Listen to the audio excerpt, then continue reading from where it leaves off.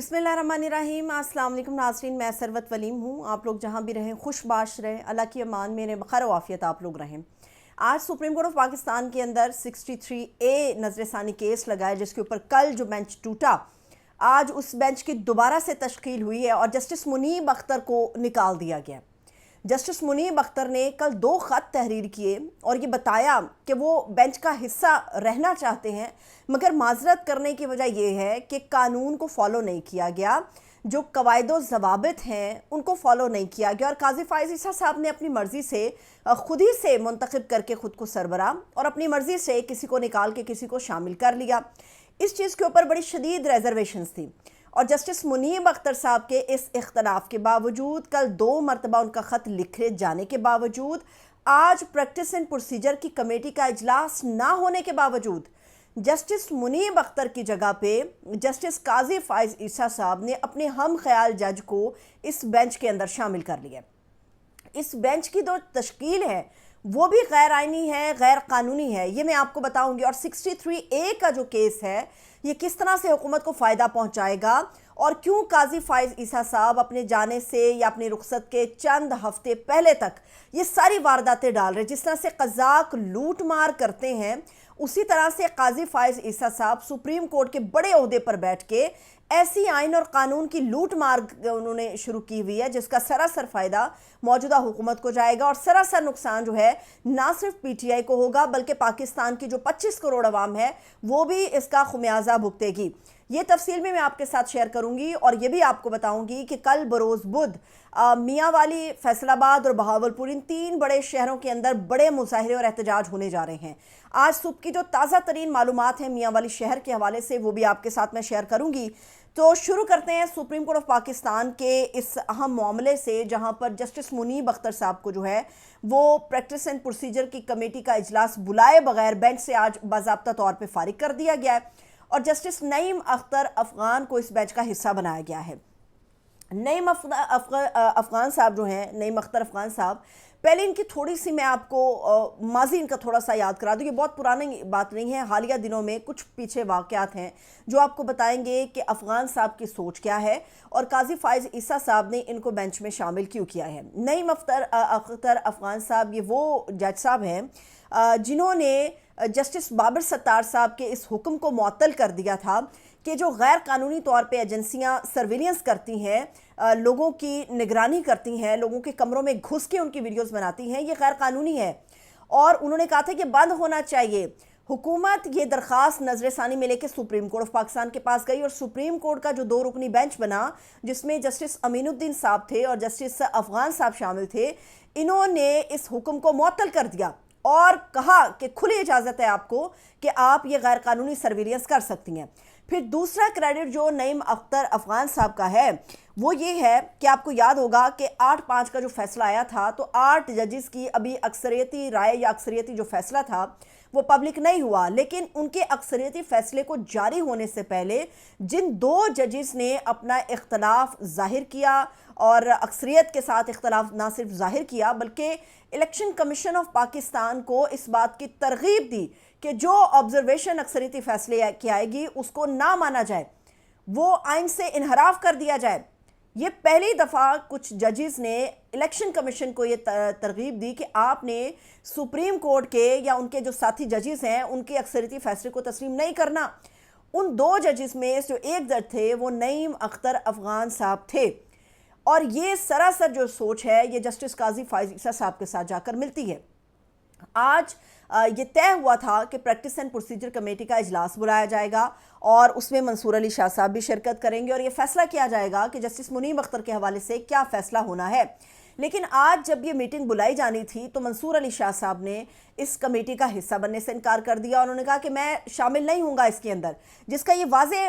मामला था और ये वाज़े चीज़ हमें नज़र आ रही थी कि वो भी ये कह रहे हैं, जो पाकिस्तान के अगले मुमकिन चीफ जस्टिस हैं वो भी ये कह रहे हैं कि आइन और कानून से इनहराफ किया जा रहा है इन मामलात के ऊपर और ऐसे अहम केसेस के ऊपर जाने वाले चीफ जस्टिस की जो समातें हैं वो सरासर जाहिर करती हैं कि उनका जो रोल है वो आइन और कानून के लिहाज से न्यूट्रल नहीं है, बल्कि वो अपना झुकाव किसी एक तरफ रखते हैं। उन्होंने कमेटी का इजलास नहीं बुलाया फ़ाइज़ ईसा साहब ने और मुनीब अख्तर साहब को फारिग भी कर दिया और ऑथर जज कल तक ये बहस हो रही थी पूरे पाकिस्तान के अंदर कि किस तरह से एक ऑथर जज को वो निकाल सकते हैं या फारिग कर सकते हैं या फैसला ये कर सकते हैं कि उनको फारिग किया जाए। लेकिन आज उन्होंने आइन और कानून की धज्जियां बिखेरी और उनकी जगह पर अपने मनपसंद, अपने हम ख्याल जो जज हैं नईम अख्तर अफगान साहब, उनको इस बेंच का हिस्सा बना लिया। अब अरसे बाद, तकरीबन 2 से ढाई सालों के बाद 63A का केस जो है ये नजर सानी के लिए काजी फाइज ईसा साहब ने क्यों लगाया? वजह यह है कि इसके अंदर जिन अराकीन के हवाले से फैसला होगा, अगर तो वो अपनी पार्टी से गद्दारी करते हुए अपना वोट दे देते हैं तो वोट उनका कास्ट किया जाएगा। और हुकूमत ये सारा चिल्ला इसलिए कटवा रही है क्योंकि हुकूमत को 2/3 मेजॉरिटी चाहिए और आइनी तरामीम चाहिए। इन आइनी तरामीम के नतीजे में जो एक फेडरल कॉन्स्टिट्यूशनल कोर्ट बनाई जाएगी, उसमें मुमकिना तौर पे कहा जा रहा है कि काजी फाइज ईसा साहब को उसका चीफ बनाया जाएगा या उसका सरबराह बनाया जाएगा।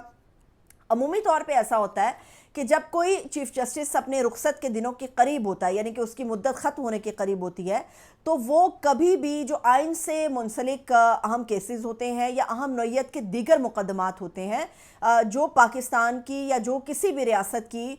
एक सतह को, एक सिमत को तय करते हैं, वो उनसे ख़ुद को अलग कर लेते हैं। क्योंकि जाते हुए जजेस ये फैसले या इनका हिस्सा नहीं बनते, वो अमूमी तौर पर सेमिनार्स को अटेंड करते हैं, कानून से मुतालिक कन्वेंशंस को अटेंड करते हैं और इन जैसे अहम केसेस को वो आइंदा आने वाले चीफ जस्टिस के लिए छोड़ते हैं। मगर काजी फाइज ईसा साहब ने 3 हफ्ते उनके जाने में बाकी रह गए हैं, मगर इन 3 हफ्तों में वो कज़ाक बन के आइन और कानून के ऊपर लूटमार पूरी तरह से करना चाहते हैं और उसके ऊपर जो है अमल पैरा भी हो रहे हैं। पाकिस्तान की जो कानूनी हिस्ट्री है उसके अंदर जस्टिस मुनीर को हमेशा काले हरफों में याद रखा जाता है और एक ऐसे जज के तौर पे याद रखा जाता है जिसने पाकिस्तान की ना सिर्फ सियासत को बर्बाद किया, पाकिस्तान के समाज को बर्बाद किया, पाकिस्तान के इक़्तिसादियात को बर्बाद किया। जस्टिस मुनीर ने जो नज़रिया ज़रूरत मुतारिफ़ कराया, उसके बाद पाकिस्तान की जो सूरत हाल बनी, अगर वो नज़रिया ज़रूरत मुतारिफ़ ना कराया जाता तो सूरत हाल पाकिस्तान की आज मुख्तलिफ होती।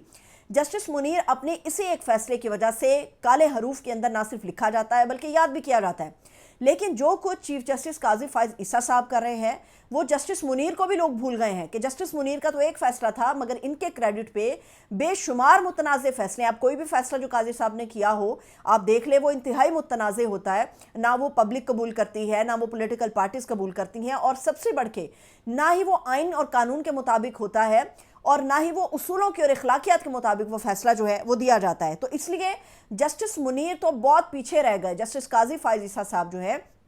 इन्होंने अपने क्रेडिट पे वो चीज़ें कर ली हैं जो तारीख में बदतरीन और काले हरूफ के साथ लिखी जाएंगी। जस्टिस मुनीर से जो अगला नंबर लगाया जाएगा जिससे तमाम रिकॉर्ड तोड़े होंगे पाकिस्तान को बर्बाद करने के, उसमें जस्टिस काजी फाइज ईसा साहब को सबसे पहले नंबर पर लिखा जाएगा। यहाँ पर पाकिस्तान के वकील चीख रहे हैं, 312 से ज़ायद वकला जो हैं वो एक ओपन एक ख़त लिख रहे हैं जिसमें कह रहे हैं कि किसी भी आइनी अदालत को नहीं माना जाएगा और वो जजेस जो इस आइनी अदालत के लिए अपना रोल प्ले करेंगे वो PCO जजेस की हैसियत ही रखेंगे। यहाँ पर बार बार मुतालिबा कर रही हैं, बड़े बड़े वकला के ग्रुप्स मुतालिबा कर रहे हैं कि पाकिस्तान के जाने वाले चीफ जस्टिस जो हैं ये अनाउंस करें कि इनको मुद्दत मुलाजमत में तोसी नहीं चाहिए। वो बार बार ये मुतालिबा कर रहे हैं कि मंसूर अली शाह साहब के हवाले से एक नोटिफिकेशन जारी हो कि वो पाकिस्तान के अगले चीफ जस्टिस होंगे, मगर यहाँ पर वारदातें इतनी बड़ी बड़ी हो रही हैं कि मंसूर अली शाह साहब के हवाले से भी ना तो फैसला हो रहा है, ना ही उनकी तकरीरी का नोटिफिकेशन जारी हो रहा है। और उनकी तकरीरी के नोटिफिकेशन को जारी करने से पहले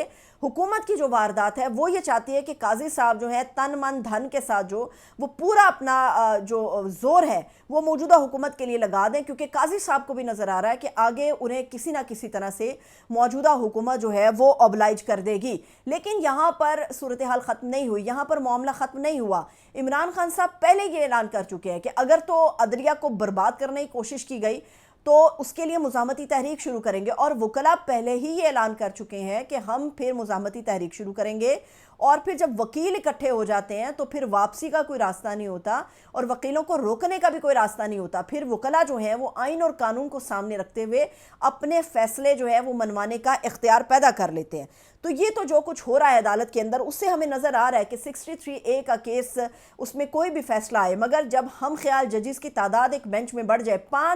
पाँच जजेस का ये बेंच है, मगर इसके अंदर जो 3 जजेस हैं उनका डायरेक्टली ताल्लुक बलूचिस्तान से है, और ये उनमें से अक्सरियत वो लोगों की है जो काजी फाइज ईसा साहब के नज़रिए को सलाम ठोकते हैं, जो काजी फाइज ईसा साहब के नज़रिए से इत्तेफाक करते हैं اور اس اتفاق کے نتیجے میں پاکستان کو بربادی کی دلدل کے اندر ایک دھکیلا جا رہا ہے اور ایک ایسا آئینی بحران پیدا کیا جا رہا ہے جس سے واپس نکلنے کا راستہ جو ہے وہ 50 سالوں بعد کہیں شاید نظر آئے تو آئے، مگر 50 سالوں تک نظر نہیں آنے والا۔ اب آتے ہیں کہ حکومت کر کیا کچھ رہی ہے۔ حکومت ایک طرف تو عدالتوں کو برباد کر رہی ہے، آئین کو پھاڑ رہی ہے، دھجیاں بھی کھیر رہی ہے قانون کی، تو دوسری طرف سیاسی جماعتوں کو ان کے لیے راستہ فراہم نہیں کر رہی۔ ابھی پاکستان تحریک انصاف نے جو بدھ کے حوالے سے احتجاج کال دی ہوئی ہے، اس کے اندر میاں والی ایک بڑا شہر اور میاں والی عمران خان صاحب کا حلقہ ہے، میاں والی عمران خان صاحب کا شہر ہے، ان کا گھر ہے وہاں پر۔ اب میاں والی کے اندر جو آج صبح سویرے اطلاعات آ رہی ہیں وہ بہت ہی بھاری برکم ٹرک ہو گئے، کنٹینرز ہو گئے، وہ وہاں پر پہنچائے جا رہے ہیں۔ داخلی اور خارجی راستے میاں والی کے بند کیے جائیں گے اور اطلاعات کے مطابق دفعہ 144 کا نفاذ کر کے نہ صرف وہاں پر نظر بندی کے احکامات جاری کیے جائیں گے، گرفتاریاں بھی عمل میں آئیں گی، مگر عمران خان صاحب کی کال ہے لوگوں نے نکلنا ہے۔ اور میں آپ کو بار بار بتا رہی ہوں کہ جو عمران خان صاحب نے ڈی چوک کے حوالے سے اناؤنس کر دیا ہے، ڈی چوک اسلام آباد کا جو مارکہ ہے وہ خان صاحب کا فائنل مارکہ ہے، اور اس فائنل مارکے میں طے ہوگا کہ عدالتوں کو بچایا جا سکتا ہے، سپریم کورٹ کو بچایا جا سکتا ہے یا نہیں بچایا جا سکتا، اور کیا پاکستان ایک ایسے لیڈر کا متحمل ہے جو ان کو اس دلدل سے نکال سکے۔ تو اب جو ہے وہ جنگ آخری مرحلے میں داخل ہو چکی ہے، لیکن یہ جنگ جو ہے یہ آگ کی جنگ ہے، خون کی جنگ ہے، ہمیں اس سے بچنا ہوگا، مذاکرات کا راستہ ہموار کرنا ہوگا، ٹیبل ٹاک کرنا بے حد ضروری ہے۔ لیکن جہاں تک رہ گئی آئین اور قانون کی بات، تو اس کے سب سے بڑے محافظ جو ہیں وہ وکلا خود ہیں اور وہ اس کی حفاظت کے لیے باہر نکلنے کو تیار ہیں۔ مجھے اجازت دیجیے، اپنا خیال رکھیے، خدا حافظ۔